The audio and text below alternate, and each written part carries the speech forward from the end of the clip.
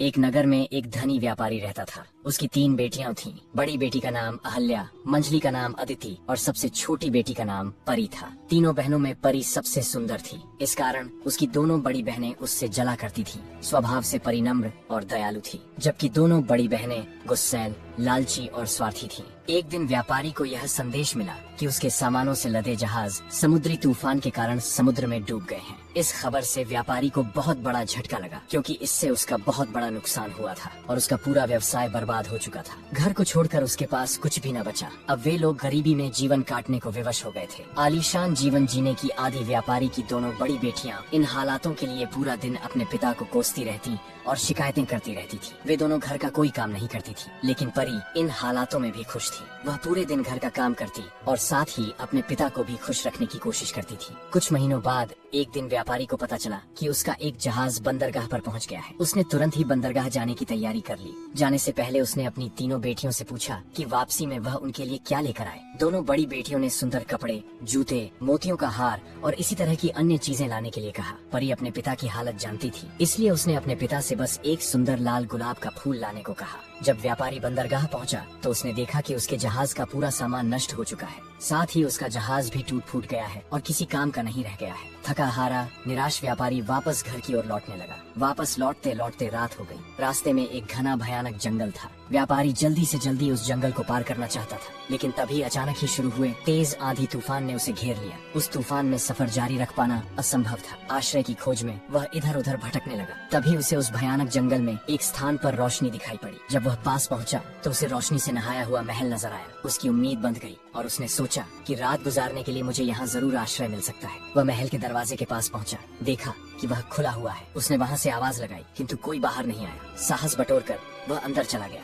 अंदर पहुंचकर उसने फिर से पुकारा, किंतु फिर भी कोई नहीं आया। वह महल बड़ा ही विचित्र था। पूरा महल रोशनी से जगमगा रहा था। खाने की टेबल लजीज पकवानों से सजी हुई थी, लेकिन वहाँ कोई भी नहीं था। लंबी यात्रा के उपरांत व्यापारी को जोरों की भूख लगाई थी, इसलिए वह चुपचाप भोजन करने लगा। भोजन करने के बाद वह जिज्ञासावश महल की सीढ़ियाँ चढ़कर ऊपर पहुंचा, जहाँ उसने देखा हर कक्ष सुंदर रीति से सजे हुए थे। वह थका हुआ था, इसलिए वह एक कमरे में जाकर नरम बिस्तर पर सो गया। सुबह जब वह सोकर उठा तो उसे अपने बिस्तर के पास नए कपड़े दिखाई पड़े, तो वह नहा धोकर उन कपड़ों को पहनकर तैयार हो गया। जब उसने खिड़की से बाहर झांक कर देखा कि मौसम साफ हो चुका है और सोचा कि अब मैं अपनी यात्रा फिर से शुरू कर सकता हूँ। यह सोचकर वह सीढ़ियों से नीचे उतरा। नीचे पहुंचकर व्यापारी ने देखा कि टेबल पर नाश्ता लगा हुआ है। उसने नाश्ता किया और वापस जाने के लिए खुशी खुशी महल से बाहर निकल आया। बाहर निकलते ही उसे एक खूबसूरत गुलाबों का बगीचा दिखाई पड़ा, जहाँ गुलाब के विभिन्न रंगों के सुंदर फूल खिले हुए थे। उन्हें देखकर उसे परी से किया हुआ वादा याद आ गया। उसने सोचा कि मैं अपनी दोनों बड़ी बेटियों की इच्छा तो पूरी नहीं कर सका, पर कम से कम अपनी छोटी बेटी की इच्छा तो पूरी कर ही सकता हूँ। यह सोचकर जैसे ही उसने लाल गुलाब का फूल तोड़ने के लिए हाथ बढ़ाया, उसे एक भयानक हंसी सुनाई पड़ी। डर के मारे उसने अपने हाथ पीछे खींच लिए। उसने देखा कि उसके सामने एक दुष्ट भयानक राक्षस खड़ा है। उस राक्षस की आंखें अंगारों की तरह लाल थीं। राक्षस व्यापारी को घूरते हुए गुस्से में गुर्राया और बोला, दुष्ट व्यक्ति, मैंने तुम्हें अपने महल में आश्रय दिया, खाने के लिए लजीज भोजन दिया, सोने के लिए नरम बिस्तर और पहनने के लिए नए कपड़े दिए। मेरे इन एहसानों के बदले मुझे धन्यवाद देने के बजाय तू मेरे बगीचे से फूल चुरा रहा है। कितना एहसान फरामोश है तू। अब मैं तुझे जीवित नहीं छोड़ूंगा। डर से कांपते हुए वह व्यापारी राक्षस के पैरों पर गिर पड़ा और क्षमा याचना करने लगा और बोला, मुझे क्षमा कर दो, मुझे क्षमा कर दो। मैं यह गुलाब का फूल अपने लिए नहीं तोड़ रहा था, बल्कि अपनी बेटी के लिए तोड़ रहा था, जिसे मैंने एक लाल गुलाब का फूल लाने का वादा किया था। मुझे मत मारो, तुम जैसा कहोगे मैं वैसा ही करूंगा। व्यापारी की याचना पर राक्षस बोला, ठीक है, मैं तुझे एक शर्त पर बख्शूंगा कि तू अपनी उस बेटी को यहाँ मेरे पास लेकर आए, जिसके लिए तू मेरे बगीचे से फूल तोड़ रहा था। अगर तूने ऐसा नहीं किया तो मैं तेरे घर पर आकर तुझे मार डालूंगा। डरे हुए व्यापारी ने उस समय अपनी जान बचाने के लिए राक्षस की बात मान ली और अपनी बेटी को उसके पास लाने का वचन देकर वहाँ से निकल गया। जब वह घर पहुँचा तो उसकी आंखें आंसुओं से भीगी हुई थी। वह बहुत डरा हुआ था। जब परी ने अपने पिता को इस हालत में देखा तो उसने अपने पिता से इसका कारण पूछा। व्यापारी ने अपने साथ हुई पूरी घटना विस्तार से उसे बता दी। पूरी बात सुनने के बाद परी बोली, पिताजी, आप चिंता मत कीजिए, आपकी जान बचाने के लिए मैं कुछ भी करूंगी। अपने वादे के अनुसार आप मुझे उस राक्षस के महल में ले चलिए। व्यापारी रोते हुए बोला, बेटी, मैं जानता हूँ कि तुम मुझे बहुत प्यार करती हो, लेकिन मैं कितना स्वार्थी पिता कहलाऊंगा जो अपनी जान बचाने के लिए अपनी बेटी को उस राक्षस को सौंप देगा। परी ने अपने पिता को समझाते हुए कहा, पिताजी, आपकी जान बचाने का यही एक रास्ता है और हम कुछ कर भी नहीं सकते। आप मुझे उस राक्षस के महल में ले चलिए। दुखी मन से व्यापारी परी को उस राक्षस के महल की ओर लेकर चल दिया और फिर उसे वही महल में छोड़ आया। शुरू में परी उस राक्षस के भयानक रूप रंग को देखकर डर गई, लेकिन उस राक्षस का परी के प्रति व्यवहार बहुत अच्छा था। उसने परी को ढेर सारे नए कपड़े और गहने दिए और साथ ही उसे एक बहुत ही सुंदर कमरा भी दिया। वह उसका बहुत ख्याल रखने लगा, जिससे धीरे धीरे परी का डर खत्म हो गया। अब धीरे धीरे परी ने भी राक्षस से बातें करनी शुरू कर दी। उसे यह अच्छा लगने लगा। दिन गुजरते रहे और दोनों बहुत अच्छे दोस्त बन गए। राक्षस परी को चाहने लगा था, लेकिन अपनी बदसूरती के कारण वह अपनी मन की बात कहने से डरता था। फिर एक दिन उसने हिम्मत करके परी को अपने मन की बात बता दी और उसके सामने विवाह का प्रस्ताव रख दिया। इस प्रस्ताव पर परी आश्चर्य में पड़ गई। उसे समझ नहीं आया कि राक्षस को वह क्या उत्तर दे। वह सोच में पड़ गई कि वह कैसे उस बदसूरत राक्षस से विवाह कर सकती है, लेकिन वह उसकी भावनाओं को भी ठेस नहीं पहुंचाना चाहती थी, क्योंकि वह उसके प्रति दयालु था और उसने उसके पिता के प्राण भी नहीं लिए थे। परी घबराते हुए बोली, मैं इसका अभी कोई उत्तर नहीं दे सकती। परी की बात पूरी होने से पहले ही राक्षस उसका उत्तर समझ गया और उसकी बात काट कर बोला, कोई बात नहीं परी, मैं तुम्हारी स्थिति समझता हूँ, मुझे तुम्हारी बात का बुरा भी नहीं लगा है। इतना कहकर वह वहाँ से चला गया। दिन गुजरते गए।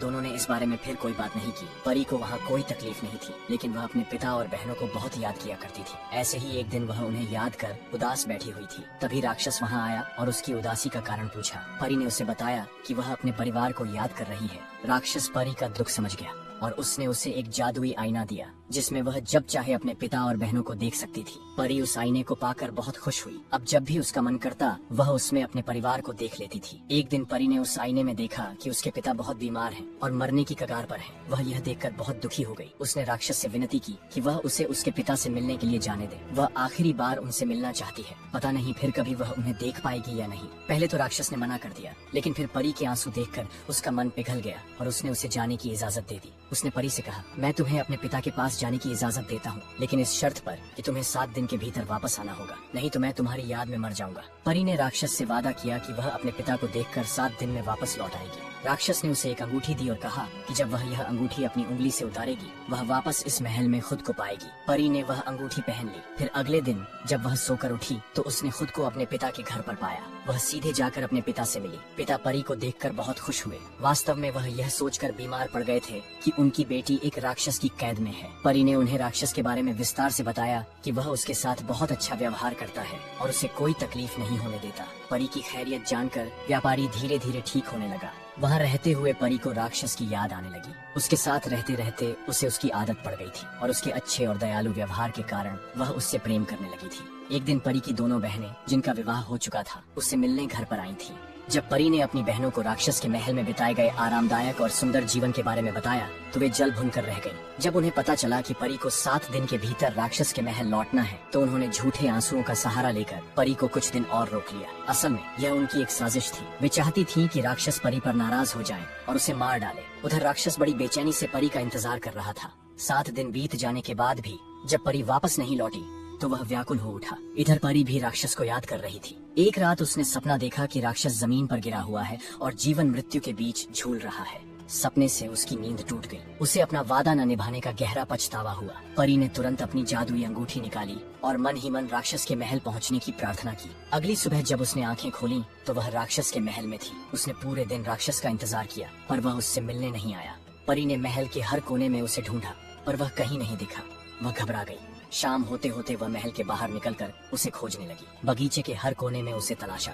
फिर वह महल के पीछे के हिस्से में गई। वहाँ एक कोने में राक्षस जमीन पर गिरा हुआ मिला। वह बेहद कमजोर और निर्जीव सा लग रहा था, जैसे जीवन की अंतिम सांसें गिन रहा हो। परी घबराकर उसके पास दौड़ी और बोली, ये तुम्हें क्या हो गया है? राक्षस ने कराहते हुए उत्तर दिया, मैंने तुमसे कहा था ना कि यदि तुम नहीं आई तो मैं तुम्हारी याद में मर जाऊंगा। परी की आंखों में आंसू भर आए। उसने देर से लौटने के लिए क्षमा मांगी और भावुक होकर बोली, तुम मुझे छोड़कर मत जाओ, मैं तुम्हारे बिना नहीं रह सकती। मैं तुमसे प्रेम करने लगी हूँ, कृपया मुझसे विवाह कर लो। जैसे ही परी ने यह शब्द कहे वहाँ एक चमत्कार हुआ।